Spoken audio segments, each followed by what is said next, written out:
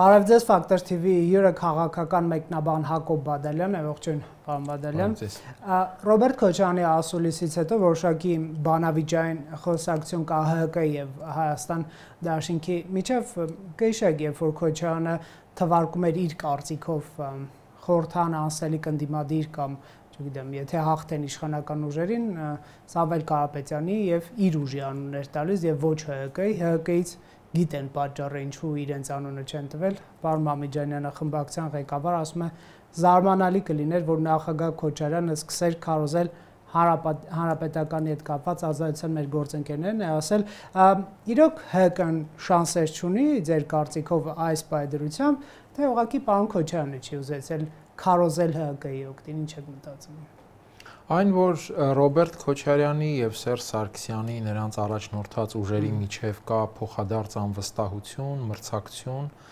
եւ ընդհուպ իհարկե նաեւ դեռևս նրանց իշխանություն եղած տարիներից կան բազմաթիվ հարցեր հենց երկու առաջնորդող մարդկանց միջև, ես դրա մասին բազմիցս խոսել եմ շատ տարիներ առաջ, դեռ իրենց իշխանության տարիներին։ Բայց եթե դիտարկենք այդ հանգամանքը, որ նշվեց, թե որ ուժերն են անցողիկ եւ ՀՀԿ-ն շանս ունի, թե ոչ, այստեղ համենայն դեպս չոր փաստերի եւ վիճակագրության հիման վրա կարող ենք անել այդպիսի եզրակացություն։ Ինչ իմաստով, որ սոցհարցումները հրապարակված ցույց են տալիս, որ հանրապետականը չունի բարձր վարկանիշ եւ նաեւ նախորդ ընտրական process-ները գնահատելով մենք տեսնում ենք, որ օրինակ պատիվ ունեմ դաշինքը ՀՀԿ-ի եւ հայրենիք կուսակցությունների շեմը չէր հաղթահարել եւ խորհրդարան մտավ միայն իրավունքի ուժով, քանի որ 3 ուժ պետք է լինի խորհրդարանում։ Եկեք հիմնվենք հանրապետական միջազգային ինստիտուտի տվյալների հիման վրա, որ Հայաստանում շատ, այսպես ասենք, հիմք ընդունում են իրոք ՀՀԿ-ի ռեյտինգը շատ քիչ էր, ցածր էր եւ Սերժ Սարգսյանը չկար, այսպես ամենառեյտինգավոր գործիչների ցանկում, բայց դա արդյոք նշանակում է, որ խորհրդարանում չեն լինի, ինչ է կարծում։ Ես չեմ եզրակացնում, որ չեն լինի, պարզապես գնահատականների հիմքեր, եթե դիտարկենք եղած հիմքերը, որոնք անշուշտ ոչ միարժեք են ցանկացած դեպքում, այդուհանդերձ բերում են հետեւյալ տրամադրության կամ հետեւյալ որոշակի եզրակացության կամ ենթադրության։ Սա է պատկերը եւ այս իմաստով իհարկե հասկանալի է նաեւ, որ հանրապետական կուսակցությունը համաձայն չի լինելու դրան ցանկացած ուժ միշտ էլ իր հնարավորությունները գնահատում է ավելին, քան մրցակիցները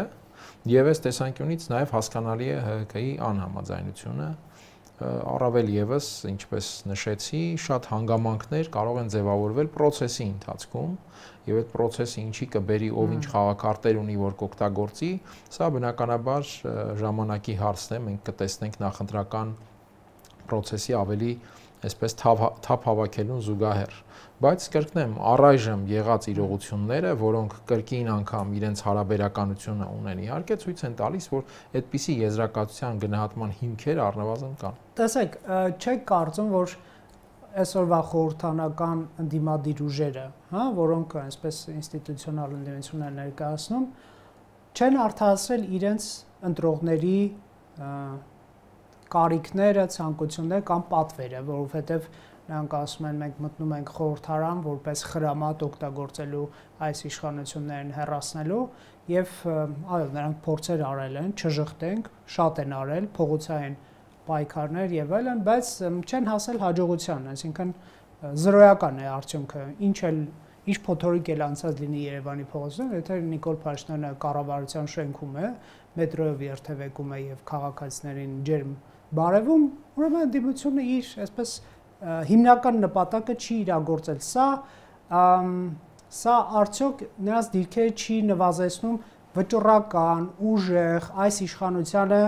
փոխելուն ունակ միակ ուժ լինելու այդ ընդդիմադիր դիսկուրսներում։ Ինչ եք մտածում։ Թե նա կարող են այսպես պատճառներ գտնել, ինչու դա տեղի չունեցել։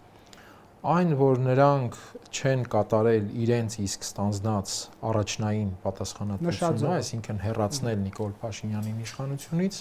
անկասկած է եւ գործնականում գոնե միջև հիմա փաստ է։ Կփոխվի այդ փաստը, երբ կփոխվի միջև 26 թվականը կամ որևէ այլ այսօրվա վրա ենք հիմնվում։ Այս պահին փաստ է, որ նրանք այդ հարցում չեն հաջողել։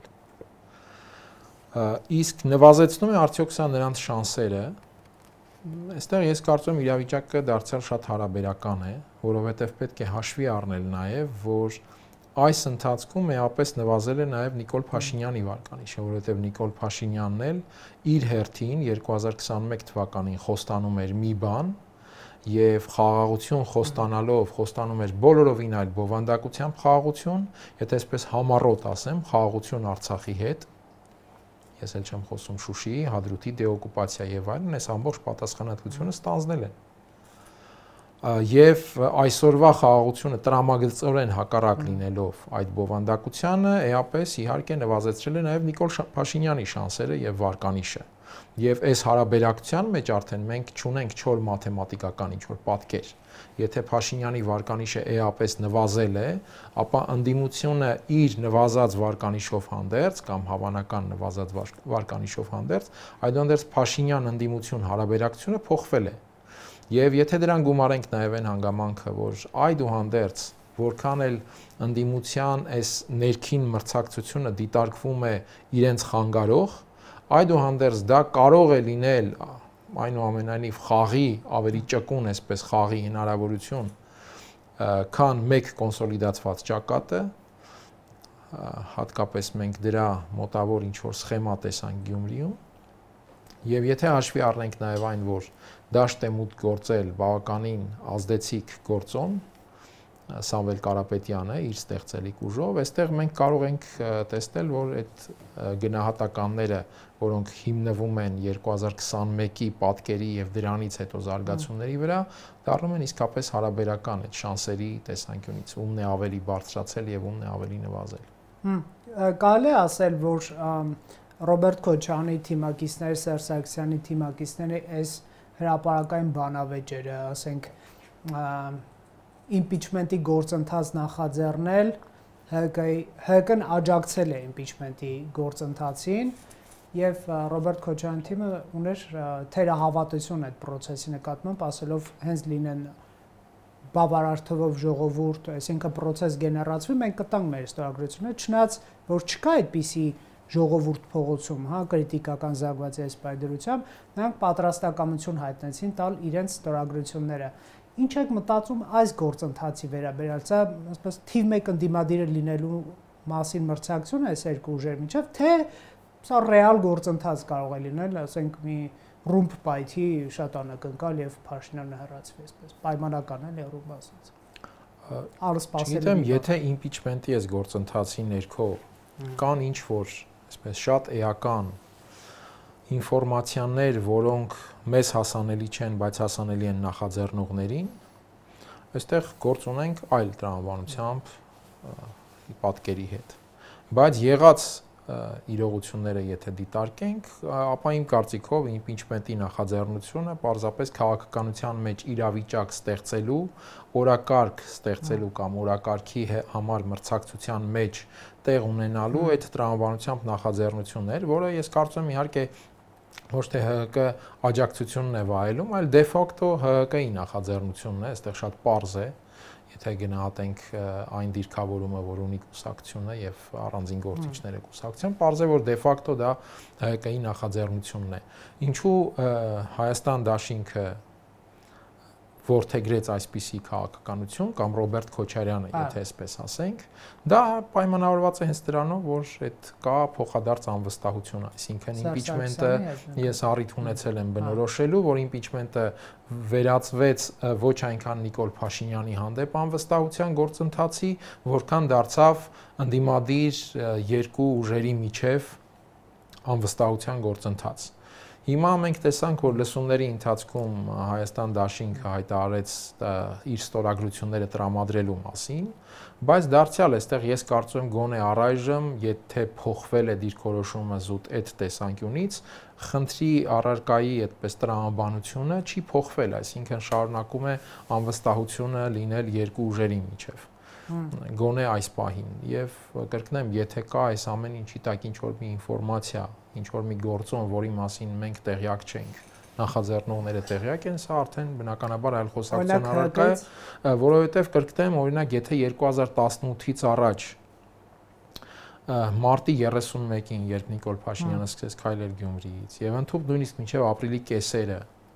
որևէ մեկը այդպես խոսեր, որ Հայաստանում 2-3 շաբաթ անց այլևս չի լինելու Սերժ Սարգսյանը իշխանության կամ հայական իշխանության եւ Նիկոլ Փաշինյանն է լինելու, կրկնեմ ապրիլի կեսերին նույնիսկ դրան շատ քչերը կհավատային, բայց մենք տեսանք, թե ինչ արագ process-ները զարգացան եւ մենք ունեցանք պատկերի փոփոխություն։ Հիմա ինչ կարող է լինել այս process-ների ներքո, համենայն դեպս 18-ի փորձը հաշվի առնելով, մենք կարող ենք մտածել, որ մենք ինչ տեսնում ենք, գուցե բազմակի անգամ շատ բաներ չենք տեսնում։ Օրինակ ՀԿ-ից Տիկին Մարգարիտյանը այստեղ էր եւ ասում էր 7 ԿՊԱ-ականներ պատրաստ են միանալ Փաշինյանի իմպիչմենտին, եթե ժողովրդական մեծ շարժում լինի ինդիմադիր։ Դուք հավատում եք դրան։ Եթե այնքան մեծ շարժում լինի, որ փողոցում ակնհայտորեն լինի այլ իշխանություն արդեն, ես հավատում եմ, որ ոչ թե 7-ը կմիանան, այլ 107-ը կարող են միանալ, եթե կան այդքան։ Կամ 1007 ԿՊԱ-ականներ կարող են միանալ խորհրդարանում եւ դրանից դուրս։ Կասկած չկա, որ եթե փոխվի իշխանություն փողոցում, այսինքն ընդհանուր ասած, եթե դե ֆակտո արձանագրվի, որ իշխանությունը այլևս փողոցում է եւ ոչ թե Հանրապետության հրապարակի կամ Բաղրամյան փողոցի շենքերում, ես կարծում եմ ԿՊ-ի մեծամասնությունը անկասկած փորձելու է տեղավորվել արդեն նոր իշխանության շրջանակում։ Սա Հայաստանում իշխող ուժերին բնորոշ եւ այդ բնորոշմամբ շարունակվող երևույթն է, այսինքն առնվազն ինձ համար կասկած չկա, որ քաղաքացիական պայմանագիրը որպես իշխող կուսակցություն ձևավորված է պատեհապաշտության սկզբունքով։ Այսինքն երբ այդ կուսակցությունը, երբ մոտալուտ այսպես վտանգ լինի, որ այդ կուսակցությունը կարող է վաղը չլինել իշխանության, ես կարծում եմ փլուզվելու է անմիջապես։ Ես էլ չեմ ասում, որ կուսակցության ճակատագիրը ընդհանուր առմամբ կախված է մեկ մարդու պայմանավորվածություններից, հնարավորություններից եւ այլն։ Դա Նիկոլ Փաշինյանն է։ Ներողություն, եթե չեմ սխալվում, մամուլում ամիսներ առաջ այսպիսի մի տեղեկություն եղավ, որ քաղաքացիական պայմանագրի ներքին քննարկումներում, ոչ թե փակ ինչ-որ քննարկումներում, այլ կուսակցական ներքին քննարկումներում ֆինանսների նախարարը բարձ հարց էր բարձրացրել, որ ինչ կլինի կուսակցության հետ, եթե Նիկոլ Փաշինյանը չլինի, եւ կարծես թե ինքն էլ պատասխանել էր, որ 2-3 օր հետո այդ կուսակցությունը չի լինի։ Այսինքն այս կուսակցությունը, այդ բնույթի կուսակցությունները ցանկացած այսպես իշխանությանը իրենց իշխող դիրքին սպառնացող ցանկացած վտանգի պարագայում նույնիսկ ոչ թե օրերի, այլ ժամերի ընթացքում կարող են քանդվել։ Ես կրկնեմ, նկատի ունեմ բնույթը կուսակցության եւ ոչ թե կոնկրետ կուսակցություն։ Հիմա քաղաքացիական պայմանագիրը ինձ համար ակնհայտորեն այդ բնույթի կուսակցություն։ Մինչդեռ նրանք իշխող կուսակցությունը վստահ է, որ 50+% ձայն է հավաքելու եւ մի շարք արգումենտներ են բերում։ Մենք խաղաղություն ենք բերում։ Մենք կարողանում ենք ներողություն հայցել մեր ժողովրդի սխալների համար, ի տարբերություն նախկին իշխանությունների, որոնք որևէ մեղք եւ սխալ չեն ընդունում։ Եթե կան նախկինները, պատերազմական իրադրություն է ստեղծվել, որովհետեւ Արցախի հայերի վերադարձի հարց են դնելու, Վաշինգտոնյան ստորագրություններից են հրաժարվելու, նոյեմբերի 9-ն են մեջտեղ բերելու, հաջորդը կա սոցիալական բարեկեցության որոշակի լավացում։ Մենք գնում ենք դեպի Եվրամիություն, Հայաստանի շուրջ փորձում ենք առնվազն ստեղծել կայուն անվտանգային խաղաղ միջավայր Թուրքիայի եւ Ադրբեջանի հետ հարաբերությունների կարգավորմամբ եւ ի վերջո այստեղ հաց, այստեղ կաց։ Ոչ թե սա մաքարելու եւ այսպես զոհաբերվելու, զոհեր տալու երկիր է, այլ ապրելու խաղաղ բարեկեցիկ կյանքով։ Ես իհարկե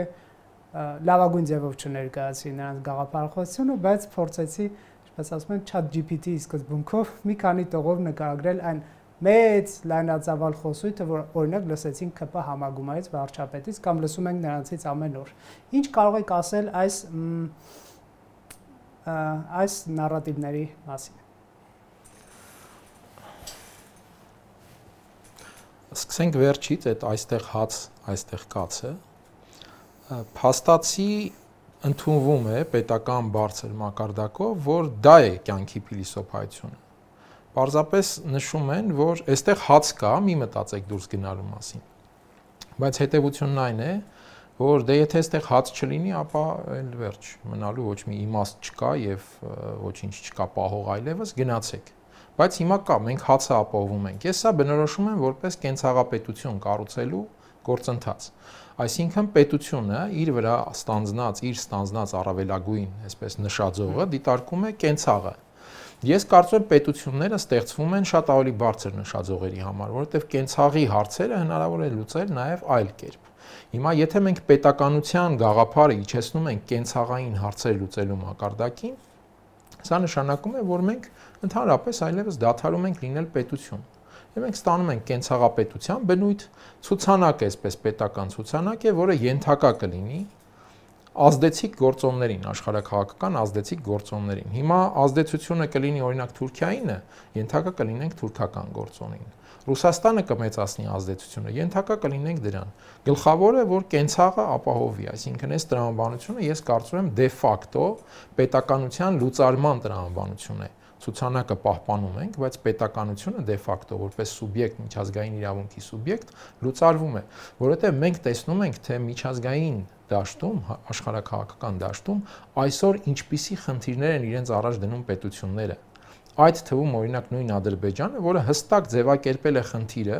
որ Հայաստանի Հանրապետությունը պետք է ենթակա լինի այն պատկերացումներին, որ իրենք են մշակել իրենց համար, եւ հետեւողականորեն գնում են այդ խնդիրը լուծելու։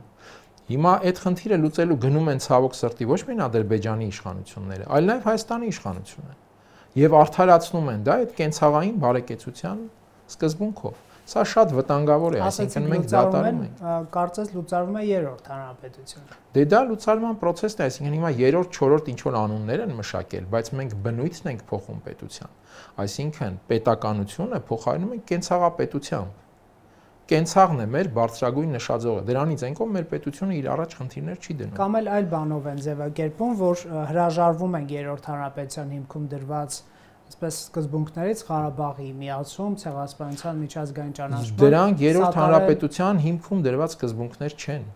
Այստեղ կա մեծագույն նենգափոխում։ Դրանք երրորդ հանրապետության հիմքում դրված սկզբունքներ չեն։ Երրորդ հանրապետությունը այդ հարցերին առնչվում է, որովհետև չէր կարող չառնչվել։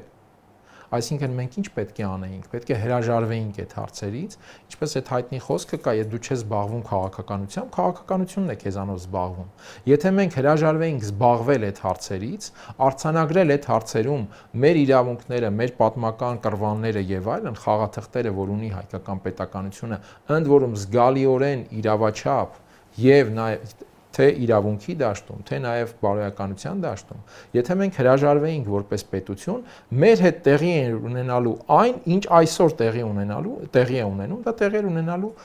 մոտ 3 տասնամյակ առաջ, այսինքն հենց պետականության սկզբնավորումից։ Հիմա քանի որ այս կառավարող ուժը ամբողջապես տապալել է այդ ամենը, ինչպես դուք նշեցիք, ասում են, որ մենք պատրաստ ենք ներողություն խնդրել, ոչ մի ներողություն չեն խնդրել տապալելու համար։ Փաշինյանը այդ տապալելու պատասխանատվություն, դե դա ներողություն չի, դա թատրոն է։ Ներողությունը այն է, երբ ընդունում ես, որ դու տապալել ես եւ պատասխանատու ես այդ ամեն ինչի համար շատ կոնկրետ։ Երբ դու պատասխանատու ես, օրինակ, որ հայտարարել ես, որ Արցախում 5 տարի առաջ հայտարարել ես, Արցախում ամեն ինչ անելու ես անջատում հանուն փրկության սկզբունքով, դրան հասնելու համար, բայց հետո դու ընդամենը հայտարարում ես, որ Արցախը թոք էր մեր վզին եւ ազատվել ենք այդ թոքից ձեռք բերելով Հայաստանի Հանրապետություն։ Եվ հետո երբ հարցեր են հնչում է հետեւյալը. դե Արցախի իշխանությունները չարեցին այս եւ այլն։ Իսկ երբ 2021 թվականին դուք ստանձնում եք այդ խոստումները, Արցախի իշխանությանը հարցրել եք համահունչ գործելու են թե ոչ ձեր պատկերացումներին, որ ձեր խոստումները հանկարծ չտապալվեն։ Այսինքն մենք տեսնում ենք մանիպուլյացիայի շքերթ այս ամեն ինչի ներքո։ Պատասխանատվություն նախկինների վրա, որ Արցախը դե 91-ից հանձնած էր եւ այլն եւ այլն։ Հիմա այս ամեն ինչը դիտարկել որպես ինչ որ քաղաքական բովանդակություն, որ մատուցվում է հանրությանը, սա կլինի ինքնախապեյություն։ Ես հասկանում եմ, իրենք որպես կառավարող ուժ այս ձախողումների պատասխանատվության ներքո փորձում են պահպանել իշխանությունը եւ ինչ պետք է անել այդ իշխանությունը պահելու համար, պետք է ամեն ինչ շրջել գլխի վայր։ Թե կյանքի նոր կանոններ են ուզում ստեղծել Թուրքիայի եւ Ադրբեջանի հետ, որտեղ տրամաբանությունը ստեղծում են Թուրքիան եւ Ադրբեջանը։ Այդ կանոնները ստեղծում են Թուրքիան եւ Ադրբեջանը։ Հայաստանը կամ դիվանագիտական հմտությամբ դիմակայում է այդ կանոններին կամ հանձնվում։ Հիմա ընտրված է հանձնվելու տարբերակը, այսինքն շարից փորձանքից հեռու եւ իշխանությանը առավելագույնս մոտ։ Այդ սկզբունքն է գործում եւ այդ սկզբունքը հանրության վրա վաճառվում է մանիպուլյացիայով եւ շանտաժով, որ եթե այսպես չլինի, կլինի պատերազմ։ Դե մենք տեսնում ենք նաեւ, որ այդ մանիպուլյացիան եւ շանտաժին շատ լավ էսպես խաղարկում են, աջակցում են նույն Ադրբեջանը եւ նույն Թուրքիան եւ մենք ունենք այս պատկերը։ Եվ ոչ մեկը բնականաբար հարց չի տալիս, իսկ գուցե ոչ մի այսպես պատերազմի եւ ինչ որ ապոկալիպսիսի վտանգել չկա, եթե մենք պարզապես խոսենք, որ մենք որևէ մեկից հավակնություններ չունենք, բայց մենք ընդհանրապես չենք ուզում, որ որևէ մեկը հավակնություններ ունենա մեր ինքնությունը լուծարելու, ապամոնտաժելու եւ մեր հիշողությունը ընդհանրապես այսպես վերախմբագրելու ուղղությամբ։ Այսինքն սա է պատկերը։ Ես կրկնեմ, հասկանում եմ, որ կառավարող ուժը այլ ձև չունի իշխանության համար պայքարը շարունակելու։ Եվ այստեղ պայքարը ոչ միայն այս պահի, այսինքն այս շրջափուլի համար, այլ հասկանալի է, որ պետք է ամբողջապես հանրային գիտակցությունը փոխվի, որպեսզի հետագայում հեշտ լինի շարունակել այդ իշխանության համար պայքարը, որովհետև այդ անընդհատ այս նույն ռեժիմով, նույն քարոզչական հնարքների վրա կառուցված քաղաքական պայքար մի քիչ իրատեսական չէ, եթե մարդկանց ինքնությունը շարունակում է մնալ նույնը, ի վերջո այդ ինքնությունն է հաղթելու։ Հիմա քանի կար այս պարարտ միջավայրը, միջազգային առումով, ռեգիոնալ առումով եւ այլն, փորձ է արվում այս ամեն ինչը փոխել։ Ձեր կարծիքով 26-ի ընտրությունների գլխավոր հարցադրումը ո՞րն է լինելու։ Միշտ այդպիսի մի հարցադրում լինում է, չէ՞, ասենք, օրինակ Սերժ Սարգսյանի իշխանության տարիներին ավելի շատ տարածված է սոցիալական հարցերը կամ սոցիալական պոպուլիզմը, կհիշենք ԲՀԿ-ի եւ, չգիտեմ, այն ժամանակ այլ ուժերի, այսպես ասենք,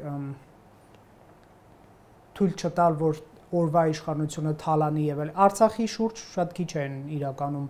բանավեճեր, մի փորձ արվեց 17-ին, բայց շատ մեծ կոնսենսուս կար, առնվազն ինձ այդպես է մտաբերվում, հա, իմ կողմից։ Հիմա կարծես էլի արտաքին քաղաքական եւ անվտանգային է լինելու, խաղաղություն, պատերազմ, ինչ եք մտածում։ Դե մենք տեսնում ենք, որ Նիկոլ Փաշինյանը ամեն ինչ անում է հենց դրա վրա շեշտը դնելու համար, այսինքն կամ ես եմ խաղաղությունը եւ կամ ես չեմ, ուրեմն պատերազմ է։ Նախկիններն են, այո, պատերազմը։ Ցանկացած ոք, այս հարցում նույնիսկ նախկինների այսպես բաժանում էլ չկա։ Ցանկացած մեկը, որ ասում է, որ Նիկոլ Փաշինյանի բերածը բոլորովին խաղաղություն չէ, որովհետև խաղաղությունը ունենում է շատ այսպես առարկայական բովանդակություն, այն փաստաթղթերի կամ ստորագրված, նույնիսկ նախաստորագրված, թե ստորագրված, այս տեսքով խաղաղություն չի լինում։ Խաղաղությունը ուժերի բալանս է պահանջում։ Շահառու, ազդեցիկ, տվյալ ռեգիոնում եղանակ ստեղծելու ունակ ուժերի որոշակի բալանս է պահանջում խաղաղությունը։ Հիմա մենք տեսնում ենք, որ այս ամեն ինչը չկա եւ Նիկոլ Փաշինյանը հենց ինքը իր հանրային ելույթներով ակամա խոստովանում է, որ դա չկա։ Այլապես եթե դու խաղաղություն ես բերել, բայց այդ մասին առավոտից երեկո խոսում ես, որ բերել ես խաղաղություն եւ բայց ինչքան էլ Ադրբեջանը փորձի Զանգեզուրի միջանցք ասել, Շեղի եւ այլն, մենք չենք տրվելու որևէ բան։ Դե հարց է առաջանում, եթե եկել է խաղաղություն, ինչ շեղելու մասին կարող է խոսնել։ Այդ խաղաղությունը Ադրբեջանի հետ չէ պետք է լիներ։ Բայց եթե եղել է պայմանավորվածություն, Ադրբեջանը ինչու է փորձում շեղել։ Այդ հարցը ինչու կա ընդհանրապես։ Այսինքն Նիկոլ Փաշինյանը բոլորից լավ գիտի, որ իր բերածը խաղաղությունը չէ։ Իր բերածը մի թղթային այսպես փաթեթ է, որը պետք է նախընտրական քարոզչության համար։ Եվ ինքը առավելագույնս փորձելու է ստեղծել հետևյալ բաժանումը. ով այդ փաթեթին դեմ է, նախկին է, նախկին չէ, ոչ մի կապ չունի։ Ով այդ փաթեթին դեմ է խաղաղությանը։ Չեք կարծում, որ խորհրդանական ընդդիմությունը հատկապես շատ լավ տեղավորվում է այդ բաժանման մեջ եւ իր այսպես ռազմահայրենասիրական հաճախ, հա, տրամադրություններ ունեցող ընտրազանգվածին կերակրելու նպատակով հենց այդպիսի թեզեր բերում եւ վարչապետը բռնում է հենց դրանցից, հա, ասում է, այ տեսեք սա ասեցին, այ տեսեք սա ասեցին, պատերազմական է։ Ամեն մեկը ոնց որ տեղավորված լինի, մի քիչ ոչ շահեկան է ցանկացած ընդդիմացողի համար, ցանկացած ընդդիմախոսի համար։ Որովհետև կրկնեմ, խնդիրը այն չէ, որ քննարկվում է թե ուրիշ ով ինչ ասաց, դրվում է փորձ է արվում դնել հետեւյալ դիլեման. եթե դու ուրիշ բան ես ասում, ոչ այնինչ Նիկոլ Փաշինյան, ուրեմն վերջ դու խոսում ես պատերազմի մասին։ Այո, Նիկոլ Փաշինյանին հաջողվում է համառորեն եւ հմտորեն այս իրավիճակը ստեղծել։ Դրա պատճառն այն է, որ ընդդիմությունները կամ ընդդիմախոսները չեն կատարել այն երկարատև աշխատանքը, որ պետք էր կատարել այս կետը նաև հաշվի առնելով։ Ես իհարկե այսպես վերամբարձ ուսուցանողի դիրքից սա չեմ ասում, սա շատ բարդ աշխատանք էր, իհարկե շատ գուցե բարդ էր պատկերացնել, որ այս կետը կարող է հասնել եւ այլն, բայց այդուհանդերձ այդ երկարատև աշխատանքը հասարակության հետ ուղղված խաղաղության օրակարգ կառուցելուն, հասկանալով, որ այդտեղ է լինելու քաղաքական պայքարի անկյունակարերից մեկը ըստ էության։ Այդ ուղղությամբ աշխատանքը, այո, ընդդիմությունները չեն կատարել եւ ոչ միայն խորհրդարանական ընդդիմությունը, ես չեմ տեսնում, որ այդպես հետեւողական եւ ռազմավարական տրամաբանությամբ աշխատանք այդ ուղղությամբ որևէ ուժ կատարել է։ Օրինակ, ես չեմ լսում, երբ որ ասում են արժանապատիվ խաղացություն, չէ՞, դա Փաշինյանի խաղացան դարաշրջանի այն մյուս մեդալի հակառակ կողմն է, ընդդիմության ասածը, որ մենք էլ ենք ուզում խաղացություն, բայց արժանապատիվ, այ որ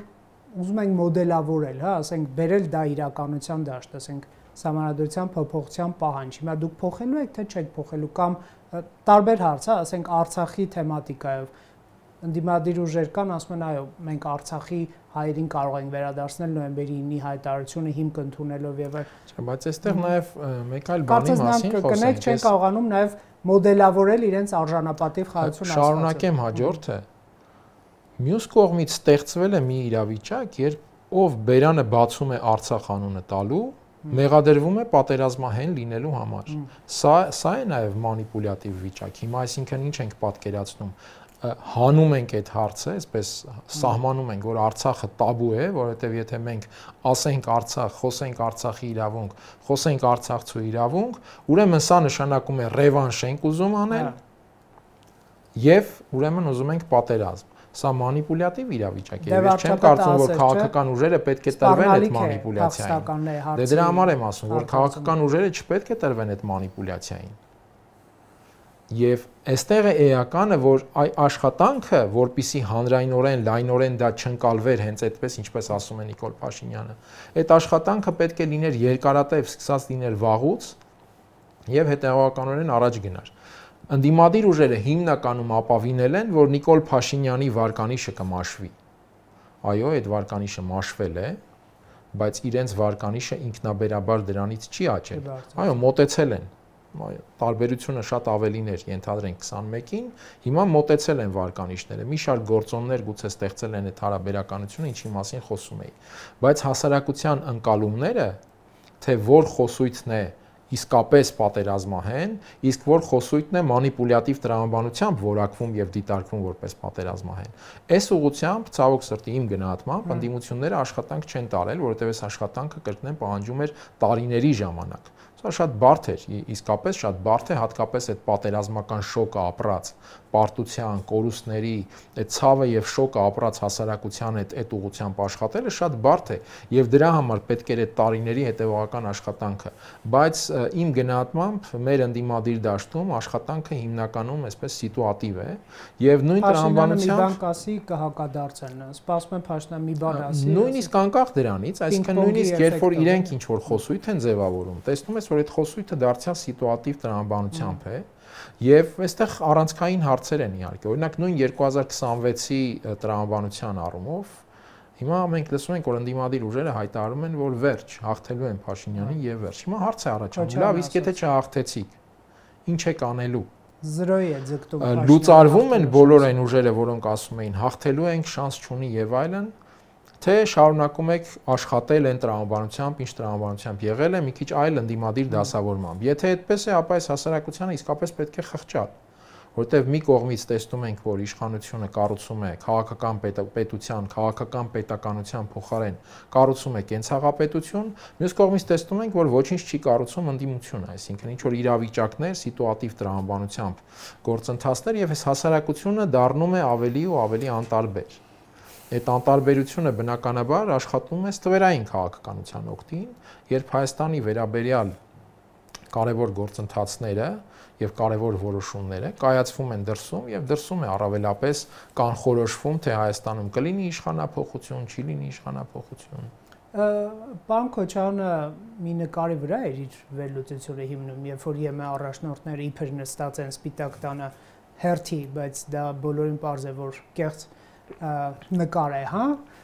որ տեսեք ինչ է կատարվում աշխարհում եւ այլն։ Կարծում եք նման մի տվյալի վրա է հիմնվում նա ասելով Փաշինյանի հաղթելու հնարավորությունը ձգտում է 0-ի, որովհետեւ նման պնդումներ, որ Երևանը կանգնած է, չգիտեմ, ապոկալիպսիս է, իշխանությունը խուճապի մեջ է, քաոս է, պետության տարբեր իրավապահ անվտանգային համակարգը արդեն ընդդիմության կողմ է անցել, 7 ՔՊԱ-ականներ կան, որոնք ատամները սրած սպասում են անցնել ընդդիմության կողմ։ Այ մնաց 70 ժամ, մնաց 50 ժամ, մնաց 5 ժամ եւ սրանք ընդդիմության այս 5 տարվա խոսույթներն են, որ Փաշինյանի հեռանալու, հա, այսպես ազդարարումներ են տեղի ունենում եւ ընդդիմադիր այդ ձեր ասած հատված ուղղակի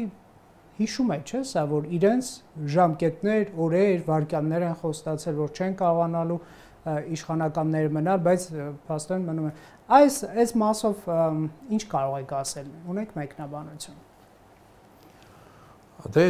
Թրամփի մասով իհարկե լուսանկարը, չգիտեմ, կեղծ է թե կեղծ չէր, բայց տեսանյութը հաստատ կեղծ չէր, որտեղ նա նստած հերթով ձայն էր տալիս։ Հա, դա եվրոպացիներին, որոշներին չէր ճանաչում։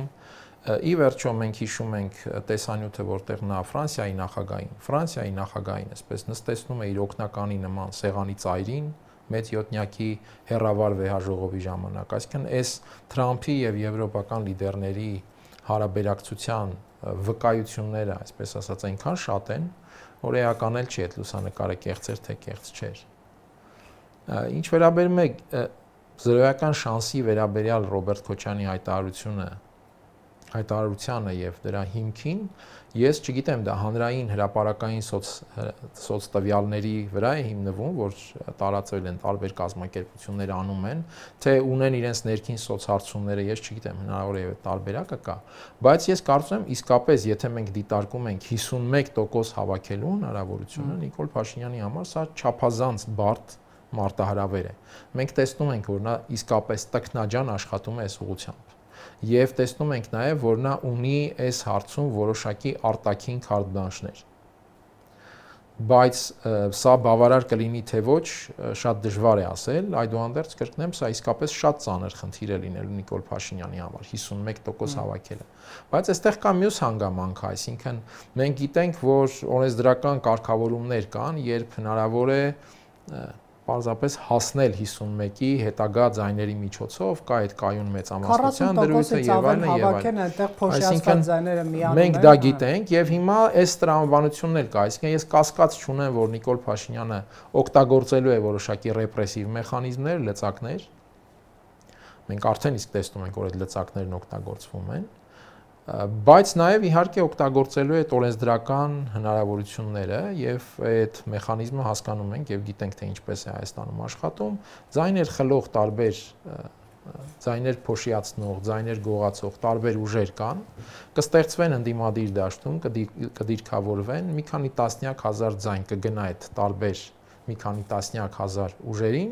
եւ հետո դա արդեն կարող է լրացնել այն նժարը, որը անհրաժեշտ կլինի 51%-ի ձգելու համար, այսինքն անշուշտ այս մեխանիզմները, ամենատարբեր մեխանիզմները օգտագործվելու են, բայց այն որ դա իսկապես բարդ խնդիր է, ծանր խնդիր է Նիկոլ Փաշինյանի համար, անկասկած եւ մենք տեսնում ենք, որ Փաշինյանը շատ ավելի վաղուց սկսել է այս խնդրի ուղղությամբ աշխատել, ինտենսիվ աշխատում է, նրան օգնում է իհարկե այն, ինչպես նշեցի, որ հակառակ ինտենսիվ եւ հետեւողական աշխատանքը չի եղել տարիների ընթացքում Եվ ինչպես կհաջողվի նրան կհաջողվի արդյունավետ լուծում գտնել թե ոչ, սա իհարկե կտեսնենք։ Բայց այստեղ կա մեկ այլ հարց, օրինակ երբ այդ ռեպրեսիվ մեխանիզմներ են կիրառվում, սրանց էֆեկտիվությունը Փաշինյանի համար եւ էֆեկտիվությունը այն սուբյեկտների համար, որոնց հանդեպ կիրառվում են, իմ գնահատմամբ եւս հարաբերական է եւ սա մի պատկեր է, որը դարձյալ կախված է հետեւյալից այդ իրավիճակը ով ավելի լավ կծառայեցնի իր շահերին Նիկոլ Փաշինյանը ավելի լավ կօգտագործի այդ ռեպրեսիվ լծակները թե այդ ռեպրեսիան հանրային հակադարձ այսպես վերաբերմունք ձևավորելու առումով կօգտագործեն նրա անդիմախոսները Ես դրա համար նշում եմ, որ այս process-ը երբ ծավալվում է, այս դիմակայությունը երբ ծավալվում է, սա պետք է ընդդիմությունը ցանկացած ընդդիմություն դիտարկի իր համար որպես հնարավորություն, բայց ամբողջ հարցը այն է, թե այդ հնարավորությունը ինչպես կօգտագործես հասարակության այդ աշխատանքով։ Հիմա մենք ունենք նաև նկատելի շատ մեծ զանգված, որը անտարբեր է քաղաքական process-ներին։ Այս զանգվածի անտարբերությունը пассив կամ ակտիվ աշխատող հանգամանք է այս կամ այն ուժի իշխանության կամ ընդդիմության օգտին։ Եթե անտարբեր են, դա пассив օգուտ է իշխանությանը։ Հիմա ընդդիմությունը կարողանում է հասարակության այս անտարբեր մասին դարձնել հետաքրքրվող եւ դարձնել դիրքորոշում ունեցող, տալ այն բովանդակությունը, որ այս մարդկանց կբերի ակտիվ քաղաքական դիրքավորման դաշտ եւ ընտրական ինչ-որ պատկեր կփոխի։ Ես չգիտեմ, հիմա չեմ կարող ասել այս ուղղությամբ աշխատանքը կատարվում է թե ոչ։ Շնորհակալ եմ զրույցի համար։ Factor TV-ում հյուրընկալել ենք Հակոբ Բադալյանին։